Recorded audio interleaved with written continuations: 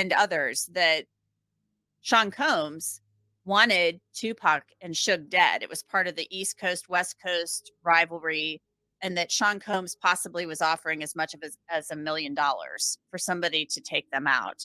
Obviously, it is still up in the air, but Sean Combs's name came up quite a bit in the grand jury testimony, Derek. There was Reggie Wright, who was the head of security for Death Row Records, talked about Sean Combs a lot and was outlining this East-West rivalry, this East Coast, West Coast thing that was going on. So it's still up in the air.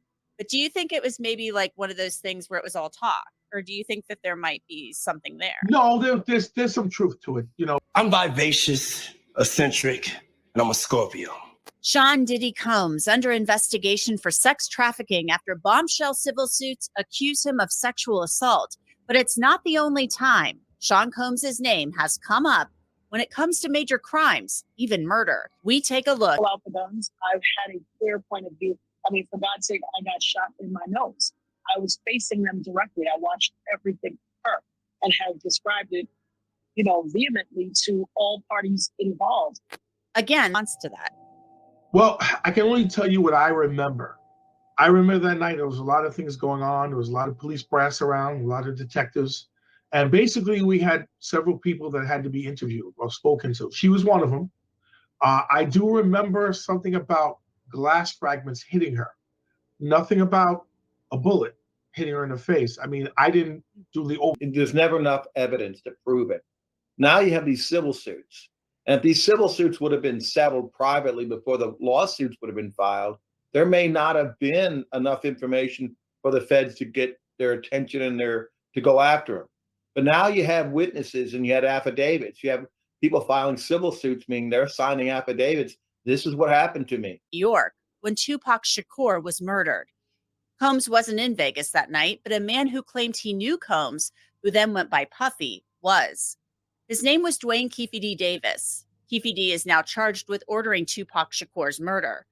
Keefe D. told the cops years ago that Combs offered $1 million to anyone willing to kill Tupac Shakur and Death Row Records CEO Suge Knight.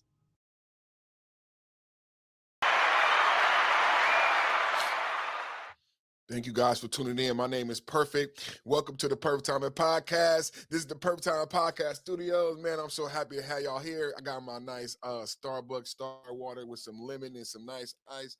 It's been filtered 6 times. That's why we get it from Starbucks. Everybody I call it Star Water. I don't know what you call it. They got the best water though. My wife, she go get her whatever, the caramel macchiato, whatever that is, the oat. I try to tell her to get the oat milk, you know what I'm saying? And then I get the Star Water. If it's not the Star Water, I'm gonna give me a medicine ball, which is an herbal tea thing that they do with lemonade. Is bomb. I don't drink caffeine, so I'll be on the good water. But thank y'all for coming in. Gotta get my gotta wet my whistle. Yeah, I mean, y'all know nothing about that, man. You know what I'm saying? Just a little bit, you know what I'm saying? Just a little bit. Girl, I got to let you know I got wet my whistle. Wet your whistle. That's all. I'll just get a little bit of Star Water, man. Get this going, man. Get a little bit of Star Water. My name is Perfect. This is the Perfect Time Podcast. You are dwelling in the Perfect Time Podcast Studios. Thank y'all for hanging out. Today we got a fire show. We're going to be talking about P. Diddy and the history of violence. As you saw in the intro to the show, I'm going to be going into and breaking down different things throughout the life of Puffy, Sean Diddy Combs, P. Diddy, Puff Daddy. Latest iteration has been Love, and the history of violence. And most recently, what I want to talk about, as you just saw, was the arrest of Keefe D. Now, people have been looking at the Homeland Security raid on multiple coasts. There's a lot to extrapolate from this type of attention and this type of attention from the government, right?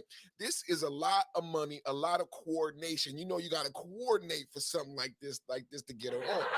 You got to coordinate. So now you got a raid in LA and Miami at the same damn time.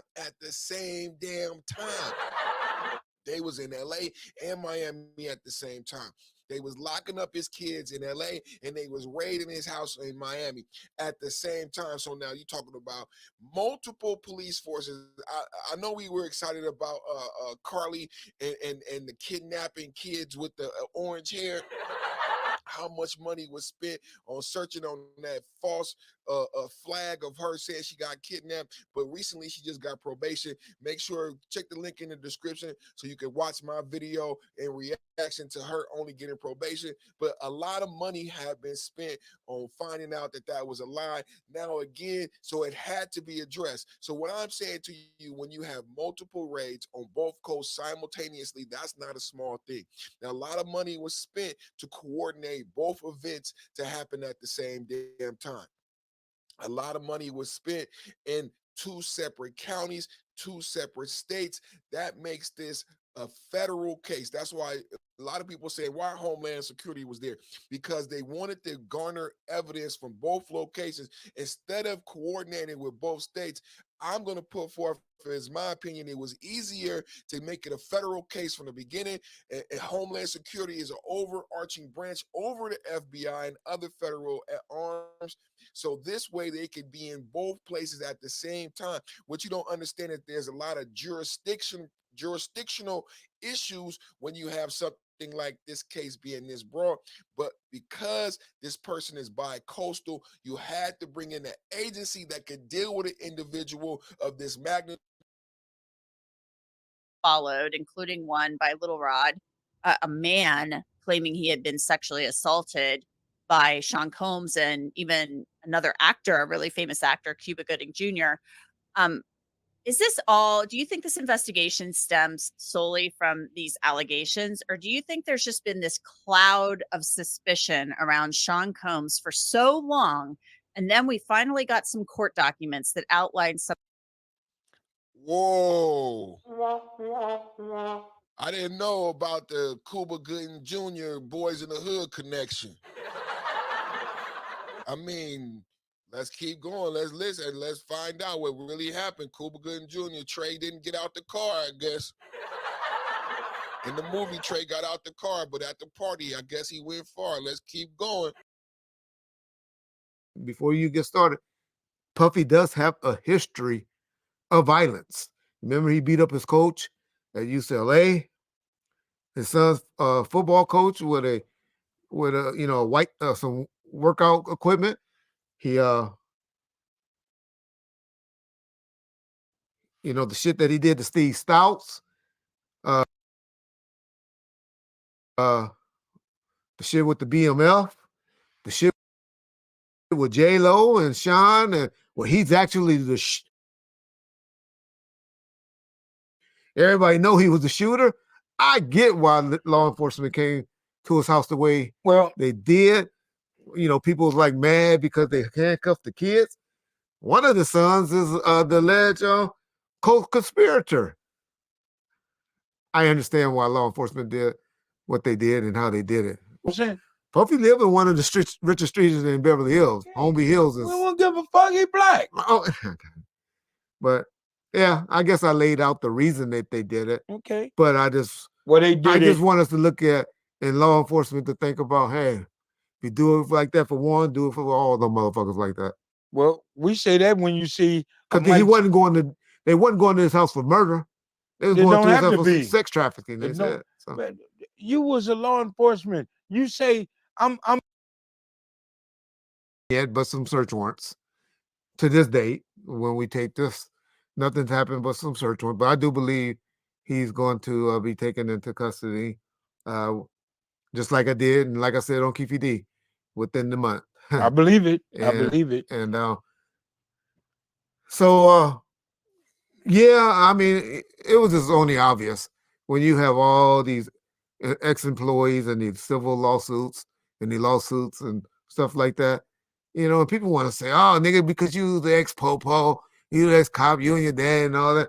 No motherfucking New York Police Department or DA or U.S. Attorney or, especially the Homeland Security. Right. Don't give a Ain't fuck. got shit to do with you. About no Reggie motherfucking Wright. Right. It don't got nothing to do with just you. Common sense. Kind of feel bad for the brother. I'm just saying, the way we have crucified him, how we have already have found him guilty. This thing just came out that is innocent. I'm just saying this. I'm playing devil advocate. Stop playing the motherfucking devil advocate. How do we know that this man is guilty, other than by words and stuff? You know he's guilty by the people that is coming. I'm just saying, how can you pull it back? It's unfortunate. This is why we fucking live in the United States of America, because we're supposed to be innocent until proven guilty. I ain't never heard that one. You ain't never heard that? You guilty until we prove you innocent. Fuck you talking. But interestingly enough, on the Wendy Williams show in 2017. I want to tell you the story about that. I met all of them in the same year, so I've known all of them the same amount of time. But we were friends. No. Listen. Whoa, why did I do that? That would be Misa Hilton, Kim Porter, and Sarah Chapman. And it's interesting that he admitted this to Wendy Williams in 2017, because Wendy Williams' book, published in 2004, The Wendy Williams Experience, which details Combs' relationship to his children's mothers via the retelling of an alleged interview with Misa Hilton. So now you're building a name for yourself. At what point do things in your relationship with Puffy turn sour? You said Kim Porter. I didn't realize that she was in the picture for such an extended period of time. And so Misa replies, Kim was a friend of mine.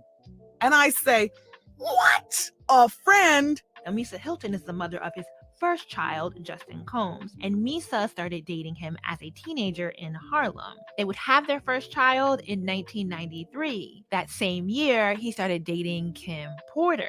Kim Porter would go on to birth him one son, Christian Combs, in 1998, and twin daughters. The same year that she gives birth to those twin daughters, Delilah and Jesse James, Kim's friend, Sarah Chapman, 5 months before the birth of the twins, gives birth to Puffy's daughter, Chance. Kim Porter dated Combs between 1993 and 2006. And not only does Kim's relationship with Combs overlap with her friend or former friend or whatever, that didn't only overlap that relationship with Sarah Chapman, Kim's relationship also overlapped Combs' very infamous relationship with J-Lo, whom he dated between 1999 and 2001. With regards to Misa, Kim, and Sarah and the overlap in their relationships and the birth of their children, Combs, in that 2017 interview with Wendy Williams, had also gone on to say that, I was just trying to say it wasn't like I just was running around, through my career and just, every couple of years just being with a new person. Like these are people that were my friends, and then I would get my heart broken, and then my friend would be there and I would fall in love with my friend, and then I would get my heartbroken again. Puffy's place was like just filled with chicks and orgying like nonstop, right? No, not really. Come on. But hey, it was curious. I got a chance to see some things. Yeah, but you were 13. What were you seeing? I went there to see the lifestyle. Right. And I saw it. And it was but I don't know if I could indulge and understand what I was even looking at. It was pretty wild. So nobody tried to, some woman didn't come along. I didn't say that. Okay. I didn't say that. What I did say is that there were very curious things taking place. And I didn't necessarily understand. Everybody's probably seen everything, but this is Usher on Howard Stern talking about Puff Daddy Flavor Camp that he attended, and later his artist Justin Bieber attended. Let's get back to the content. Thank y'all for hanging out. Perfect Timing Podcast. Make sure you like, share, and subscribe. I want to hear all your comments. P. Diddy history of violence being built up on the story. I want to give a shout out to the great content creator who created this video. Her name is Julesy. Thank you to Julesy. I want you guys to subscribe and support her channel. Let's get back to the content. And thank you to Howard Stern. And our prayers are with Wendy Williams. Let's get back to the content.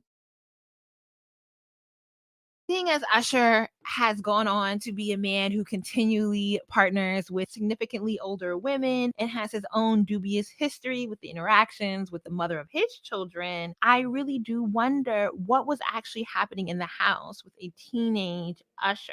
We can't talk about Puffy's history of violence without getting into the details of that fatal night when J-Lo was put in handcuffs and Shine spent 9 years incarcerated. Let's get into the details of what happened that night. Please leave a comment, like, share, and subscribe. Perfect Timing Podcast. Back to the...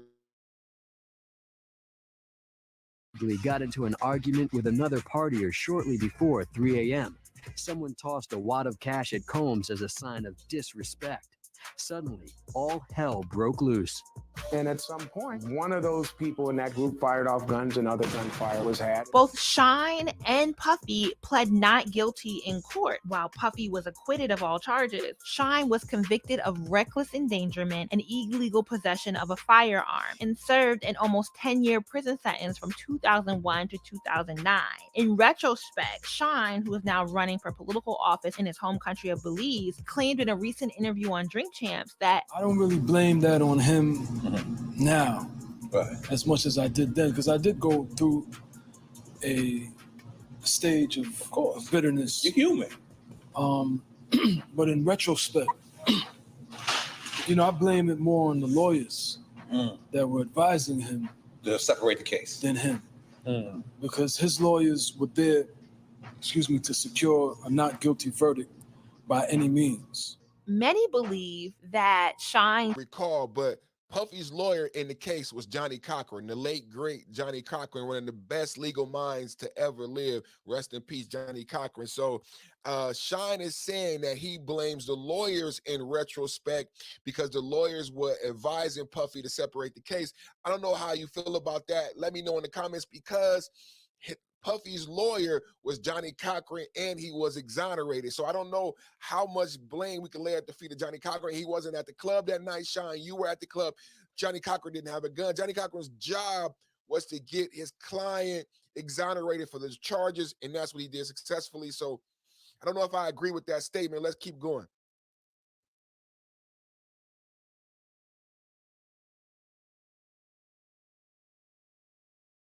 Puffy has engaged in an egregiously long list of violent acts that he's been able to shuffle his way around. He kicked off his career with a 1991 celebrity charity basketball game at City College in New York City that ended with a crowd surge that killed 9 people. As a primary promoter,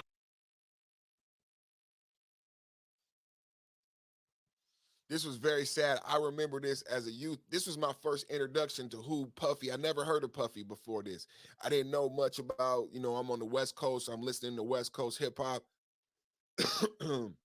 We didn't know much about Puffy. I knew Heavy D. I knew about Heavy D, Father MC. We didn't know record companies in the way that you do know record companies now. Record companies and who own the artists and how record companies work wasn't common knowledge, because everybody didn't want to be a record artist. People still want to go to school to be a doctor and be a lawyer. So everybody didn't know about the inner workings of record companies, right? And who owned them and who produced records and things like that. So I didn't know about Andre Harrell. I didn't know about Uptown Records, and no one knew about Puffy until this time when Puffy promoted a concert and individuals died at an HBCU. We were all watching the HBCUs because of A Different World, and how A Different World ignited a calling and a desire for blacks to go to college. So let's take a look at the details of what happened at that fateful event, and rest in peace to the individuals.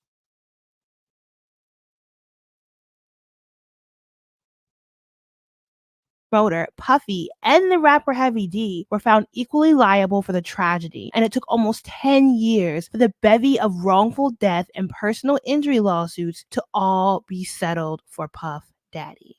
In 1995, Puffy's limo driver claimed in a lawsuit that he was beaten by the bodyguards Puffy hired to protect Mary J. Blige. While the driver initially won the lawsuit via default judgment because Puffy did not appear in court, the ruling would be overturned on appeal in 2004 in favor of Puffy. I'm so amused that his supposed assault of Steve Stout, who's another notable music and marketing executive, has just kind of flown under the radar when he in 1999 allegedly assaulted Steve Stout over Nas's Hate Me Now video. Combs was arrested on charges of second-degree assault and criminal mischief in connection with last Thursday's alleged attack on Interscope executive Steve Stout, who also serves as Nas's manager and executive produced Nas's album, I Am.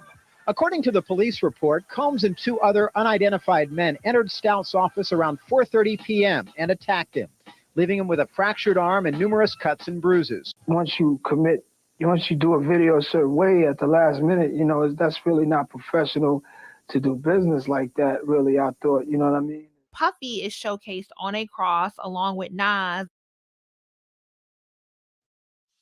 I remember this. I don't know if you guys remember this, but this is when Puffy beat Steve Stout with a champagne bottle.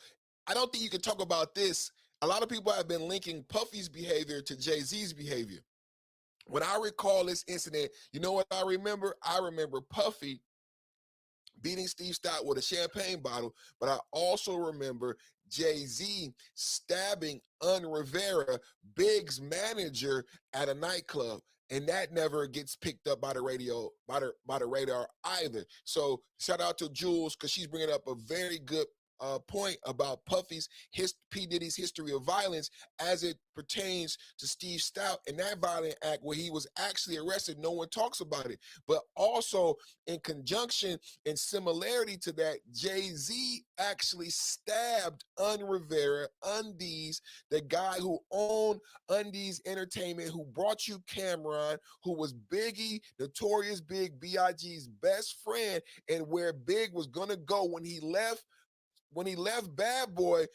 Big created Undies Entertainment for himself, and he was going to go over there. Much like Tupac Shakur was going to leave Death Row, Big was going to leave Bad Boy for Undies Entertainment, where he got Cameron and other individuals. You guys didn't hear about that, but Jay-Z stabbed Undies at a nightclub. My tongue and I got to do it with a smile on my face. When he, in 1999, assaulted Stout, who was then an executive at Interscope Records, Stout would go on to ask the Manhattan District Attorney to drop the charges. And it's alleged that all it took for Puffy's troubles to go away was a mere payment of $500,000 to Steve Stout. Puffy would win another 1999 lawsuit in 2004, where Detroit TV host Roger Mills claimed Puffy and Entourage attacked Mills after refusing to sell Puffy a video interview where Puffy supposedly spoke on his involvement in the murder of Biggie Smalls. Mills alleged that Puffy and Entourage committed assault, false imprisonment, and destruction of property. To close out 1999 with the aforementioned. Just for anybody thinking that this is a salacious clickbait thumbnail, no. This is a true history of violence of Puffy Sean Diddy Love Combs. This is not a joke. You're hearing everything that you heard over the years, but you probably turned a blind eye, and you've never heard it put together like this in so much chronological order that it's over surmounting evidence. Yes, this has all happened, and you all heard it before, and you've ignored it. And I bet you, how do you feel now? Let me know in the comments that you knew all of this before the raids, that you knew all of this before the Cassie lawsuit. You knew everything that I'm presenting here today. Let me know in the comments. Do you think it's clickbait? Let me know in the Here is where we're at right now.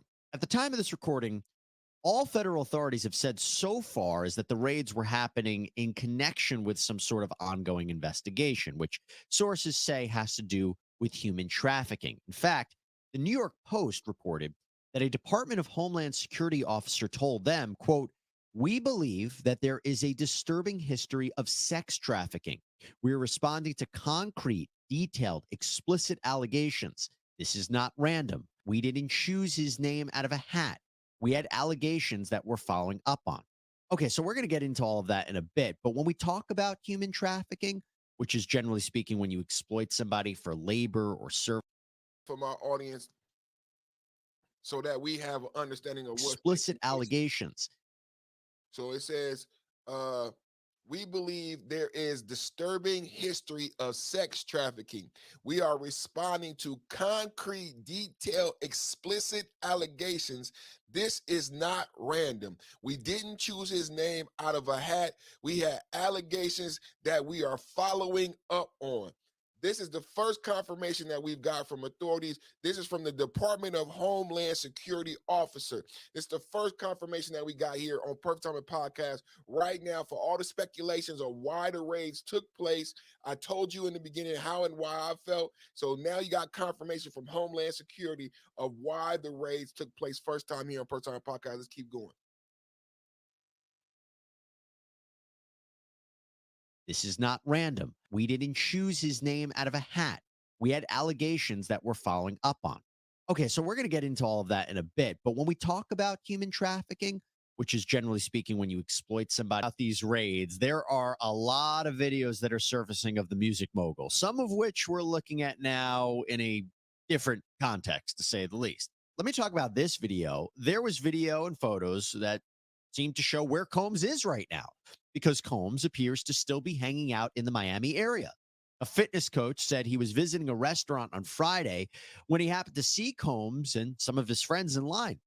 Down here at Pura Vida by my pad, run into the man right here. What's up? Miami's like that. It's a movie.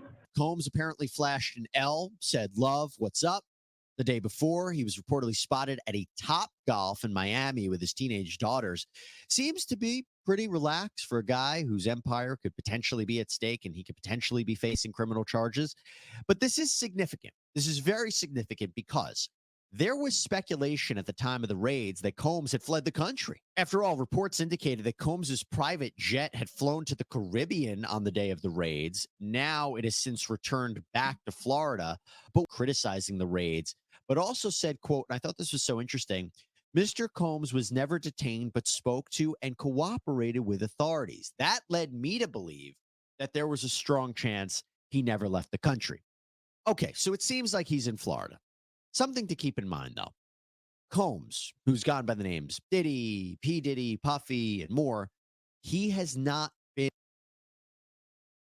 I don't necessarily agree with that opinion, but I will say the what she said about multiple states is more true than the allegations. The allegations haven't been proven at this time.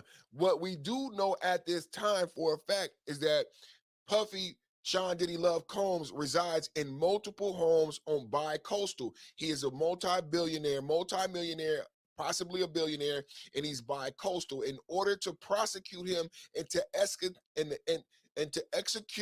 a raid, a bi-coastal raid simultaneously, you had to go through Homeland Security. That was my argument from the beginning, but the allegations have not been substantiated, so I cannot support her claims. That show in 2002. This video, in light of these allegations, rumors, speculations, it has also made the rounds. Hey, Diddy. What's up? We can't wake up Shane. You try symbols? Yep. What about sour milk? Didn't work. Tell you what. Take this toy helicopter. Put it down his pants. All right, we'll do it. We'll do. Video goes on to show them doing just that. And the boy screams in pain when the helicopter is turned on. It's just an odd situation all around. So what does all this mean? Could be nothing. Could just be odd statements, odd encounters that we look at a little bit differently now in 2024. Maybe it plays absolutely no. I don't know. That was kind of weird. It's just, Nickelodeon was suspect back in the day. You know what I'm saying? I don't know what to say about Nickelodeon, man. If Nickelodeon was going to do a subscription-based app, don't, because I'm not subscribing. I don't think no parent would allow their kid to get on a Nickelodeon app. Nickelodeon, it's a wrap for Nickelodeon. I'm going to just say that. Let's get back to the video. Those are done pursuant to a search warrant that a judge reviewed. Unless there was a lie in that search warrant, if the search warrant was truthful, and the affidavit that was attached to that search warrant was truthful, they are relying on evidence and relying on individuals that gave statements, and the judge is then relying on reviewing that and signing off on it. And they would have immunity from any sort of lawsuit, even if they find nothing. Yeah. Because it was based on good faith, and there's a good faith exception, and there's also an immunity for prosecutors that are bringing cases. So he wouldn't have a case against them. He may have, if it becomes total BS, he may have civil remedies against individuals who were making the accusations against him. Right. By the way, when it comes. So again, if you listen and unpack what that attorney just said, is that if this turns out to be a big nothing burger, there is no recourse for Puffy, who may have his multi-million-dollar company. Also, his lawsuit against Diageo, the liquor company, also was affected. His company, his music, his reputation is affected. He has no recourse if this turns out to be a big nothing burger. Right? It only if and when he can prove that someone lied in the affidavit, and what they're alluding to is the Little Rod and the Cassie and all of the lawsuits, like I presented in my intro.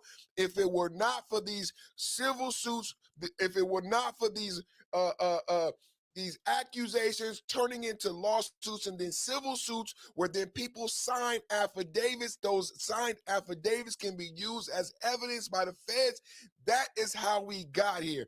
If everybody's wondering, well, where did the evidence come from? Where did the testimony come from? It's coming from these civil suits. That's why the Homeland Security said this is not an accident.